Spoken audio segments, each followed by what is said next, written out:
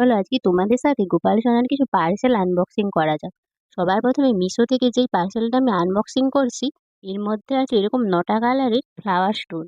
এই ডিজাইনটা আমার নতুন লেগেছে তাই নিয়েছিলাম। বেশ ভালোই এসেছে। এটা দিয়ে যখন কিছু ডিআইওয়াই বানাবো তোমাদের সাথে শেয়ার করব। নেক্সট পার্সেলটা এবার দেখি কেমন এসেছে।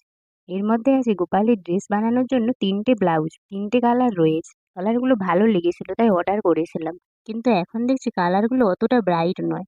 এই পার্সেলটা হয়তো রিটার্ন করতে পারি। তারপর যেই জিনিসটা আছে এটা আমার খুব পছন্দের, গোপালেরও নিশ্চয়ই ভালোই লাগবে। এই দেখো এর মধ্যে এরকম কি সুন্দর দেখতে ঘোড়া, পুরোটাই এরকম কালার দিয়ে ডিজাইন করা রয়েছে। বেশ ভারীও আছে। এর মধ্যে একসাথে দুটো ঘোড়ার সেট ছিল। পরে এগুলো গোপালের কাছে ভালো করে রেখে দেব। এরপর শেষ পার্সেলটা দেখি। এর মধ্যে আছে জুয়েলারি অর্গানাইজার। দাঁড়াও খুলে দেখাচ্ছি। বক্সের ভেতর এরকম ছোট ছোট প্লাস্টিকের পিসগুলো রয়েছে। এরকম টোটাল 36টা বক্স রয়েছে। আজকের মতো পার্সেল আনবক্সিং শেষ। রাধে রাধে।